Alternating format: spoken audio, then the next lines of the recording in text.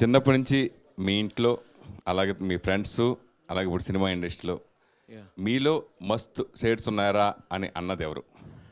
నాన్న మా నాన్న మా నాన్న అన్నారు అందరికంటే ముందు. మా ఫ్రెండ్స్ అంటూనే ఉంటారు, బట్ నాకు మా నాన్ననే అన్నది మస్తున్నావు ఓకే అని. ఒకసారి మహేష్ బాబు గారి సినిమా బంక్ కొట్టి ట్యూషన్ సినిమా చూడడానికి వెళ్ళా, టక్కరి దొంగ అని. థియేటర్ బయట నానున్నారు, బయటకు వచ్చేసరికి ఓ నాయన ఇదేంటంటే ఏం సినిమా చూసావురా అని అడిగారు. టక్కర్ దొంగ అంటే నువ్వురా టక్కర్ దొంగవి, మహేష్ బాబు కాదు, ఇంటికి రా అని హీ టుక్ మీ. సో అదే రోజు he only set that. Popularity ఉన్నప్పుడే మనల్ని రకరకాలుగా టెంప్టింగ్ చేస్తూ ఉంటాయి, మన లైఫ్లో చాలా జరుగుతూ ఉంటాయి. ఇప్పుడు బాగా మంచి పీక్లో ఉన్న ఆర్టిస్ట్గా మీరు మంచి పీక్లో ఉన్నారు.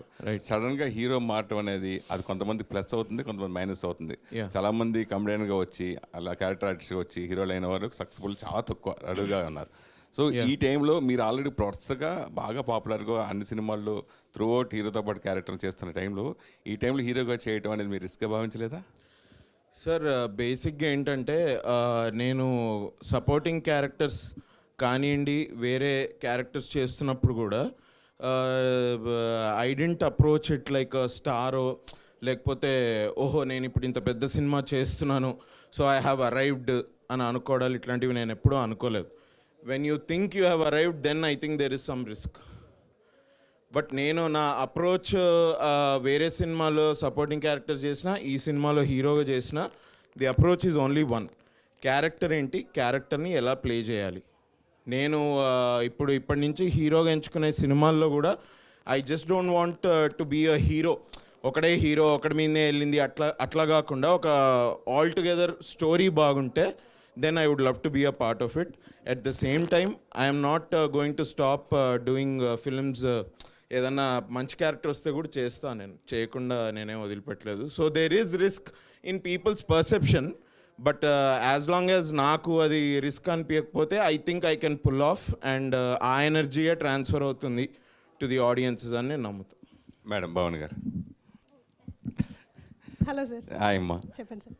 కాసుల వర్షం కురవాలని ప్రతి నిర్మాత ఇండస్ట్రీ వచ్చి సినిమాలు తీస్తూ ఉంటారు. అందరికీ కాసుల వర్షం కురదు, కొంతమంది కురుస్తుంటారు. అయితే మీకు యాడ్ ఏజెన్సీ అనేది మీకు చాలా సేఫ్ ప్రాజెక్ట్. అది మీకే 15% కమిషన్ 20% కమిషన్ తీసుకుని మీరు మీ దగ్గరికి వస్తే తీసుకుని చేసుకుంటారు, అప్పుడు రిస్క్ లేదు. కానీ ఇది చాలా రిస్క్తో ఉన్నది.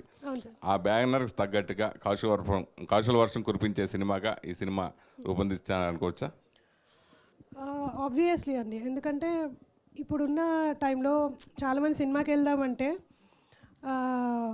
వద్దులే మనం సినిమాకి వెళ్తా అంటే ఫ్యామిలీతో వెళ్ళలేరు, ఫ్రెండ్స్తో మాత్రమే.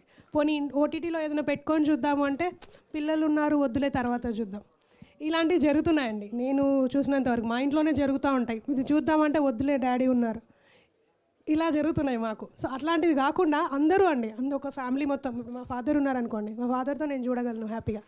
ఇట్లా ప్రతి ఒక్కరూ ఒక ఫ్యామిలీతో చూసే సినిమా అండి. ఇలాంటి సినిమాలు రావడమే చాలా తక్కువ. సో వస్తున్నప్పుడు ఆదరిస్తారని అనుకుంటున్నానండి నేను.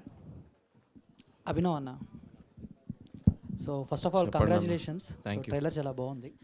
సో బేసిక్గా కొన్ని వర్డ్స్ సో మేము ఎక్కువగా యూజ్ చేస్తూ ఉంటాం. సో మీ సినిమా రిలీజ్ అయిన తర్వాత పక్కన ఫ్రెండ్ ఏం చేసినా కూడా మస్తు షేడ్స్ ఉన్నారా నీలో అనుకున్నాము. ఆ టైటిల్తో సినిమా చేశారు. ఒక్కోసారి సోషల్ మీడియాలో కూడా కొన్ని పదాలు ట్రెండ్ అవుతూ ఉంటాయి, మీకు తెలిసిందే. ఈ మధ్య ఎవరేం చేసినా కూడా బాగానే ఎక్స్ట్రా చేస్తున్నావుగా అని.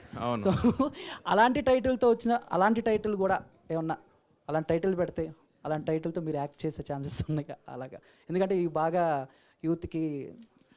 నేను ఒకటే విషయం అనుకున్నాను అండి, మేము టైటిల్ పెట్టేటప్పుడు సినిమా అందరికీ వెళ్ళాలి అండ్ సింపుల్గా గుర్తుపెట్టుకునేటట్టు ఉండాలి అని అనుకొని పెట్టిన టైటిల్ అంతే. ఏ టైటిల్ వచ్చినా చేస్తామంటే టైటిల్లో కూడా చాయిస్ ఉంటుందా? ఇక అదొక క్రియేటివ్ ప్రాసెస్ నుంచి వచ్చే టైటిల్ కదా అది.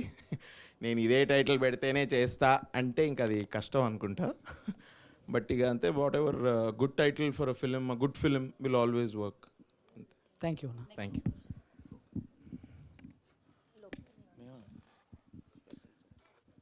హాయ్ అభినవ్. హలో అన్న. ప్రీ రిలీజ్ ఈవెంట్ ఉంది కదా సినిమాకి, ఎస్. స్పీచ్లన్నీ మరి ఇక్కడే ఇచ్చేస్తున్నారు? లేదా అక్కడ ఇంకా పెద్ద స్పీచ్ ఇస్తా. So that was a funny side. అయితే అభినవ్ గోమటం అనగానే యూజువల్గా కామెడీ రోల్స్, ఒక కామిక్ ర్యాపర్ లాంటి సినిమాలు ఎక్స్పెక్ట్ చేస్తారు. But going by the trailer this sounds like more కొంచెం సీరియస్ మెగాస్టార్ చిరంజీవి గారు ఛాలెంజ్ సినిమా తరహాలో ఏదో అలా అంతా క్రియేట్ చేశారు. సో డూ థింక్ అంటే అంటే యాక్సెప్టింగ్ ఆఫ్ ద ఆడియన్స్ అనేది రిలీజ్ తర్వాత తెలుస్తుంది, బట్ కానీ బిఫోర్ దట్ సినిమా ల్యాండ్ అవడానికే కంటెంట్ చాలా ఇంపార్టెంట్. అవును. సో ఇలాంటి ఒక కంటెంట్తో వస్తే అభినవ్ ల్యాండింగ్ ఎలా ఉంటుంది? Do you think it's not a risk? లేదు సార్, అస్సలు this is not at all risk. ఎందుకంటే నేను చెప్పా కదా, ఇన్ మై మైండ్ నేను భయపడుకుంటూ ఈ సినిమాని అప్రోచ్ అయ్యి ఉంటే అది సినిమాలో తెలుస్తుంది, ఆడియన్సెస్కి తెలుస్తుంది. ఫస్ట్ ఆఫ్ ఆల్ కథ చాలా బాగుంది. కథనే బాగున్న తర్వాత అందులో ఏ యాక్టర్నైనా పెట్టొచ్చు. అది he wanted me in the film. I was very happy. And ఇంకోటి యాజ్ అ నేను బేసిక్గా ఐఎమ్ స్టేజ్ యాక్టర్. నాకు స్టేజ్ మీద మాకు హీరో ఫ్రెండ్, విలన్ ఇట్లాంటి స్టీరియోటిపికల్ క్యారెక్టర్స్ ఏమి ఉండవు. నేను హీరోగా చేసా స్టేజ్ మీద, 1 minute క్యారెక్టర్స్ చేసా, 5 minute క్యారెక్టర్స్ చేసా. I only know how to approach a character and what to give. అది మా డైరెక్టర్కి నచ్చడం ఫస్ట్ ఇంపార్టెంట్ నాకు సెట్ మీద ఉన్నప్పుడు. ఎందుకంటే if you think about it, ఈ నగరానికి ఏమైంది కదా, కౌశిక్ ఫస్ట్ నేను వేయలేదు కదా, పెళ్లి చూపులో ప్రియదర్శి వేసాడు కదా. అప్పుడు నాకు ఇదే డౌట్ వచ్చింది, నేను ఇప్పుడు ఈ కౌశిక్ రోజు అది 100 రోజులు ఆడింది మరి పెళ్లి చూపులు.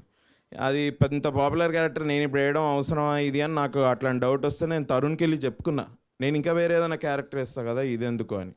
బట్ అప్పటికే రిహర్సల్స్లో చూశాడు కాబట్టి Tarun was like, no you're doing a good job, నువ్వు అని ఆలోచించకు ఇది అన్నాడు. నేను అనుకున్నా that is all I have to do. Set మీద ఉన్నంత వరకు ఒక్కొక్క ఆడియన్స్ మెంబర్ని అయితే మీరు వెళ్ళి అడగలేరు ఇది చేసింది బాగుందా అని. విజన్ డైరెక్టర్ది, ఆయనకు సెట్ మీద నేను చేసింది నచ్చిందంటే నా పని అయిపోయింది. ఇంకా మిగతా ఇది అంతా స్టోరీని చూస్తారు, బీజిఎం, మ్యూజిక్ అదంతా ఒక ప్యాకేజ్గా వస్తుంది. కాబట్టి నేను ఈ సినిమా ఎస్పెషల్లీ రిస్క్ అనుకోలేదు, ఎందుకంటే దీని స్టోరీ చాలా బాగుంది. అండ్ ఐ ఫీల్ బిలీవ్ అని అనొచ్చో నాకు తెలియదు కానీ, but I think I can do a good number of wide range of characters is what I believe. This is what I think in my bedroom, మా ఇంట్లో కూర్చొని ఆలోచించేది. బట్ బయటకు వచ్చినప్పుడు నాకు ఒక క్యారెక్టర్ ఇంట్రెస్టింగ్గా ఉంది ఇది అంటే నేను ఆ క్యారెక్టర్నే చూస్తా. I just blindly go.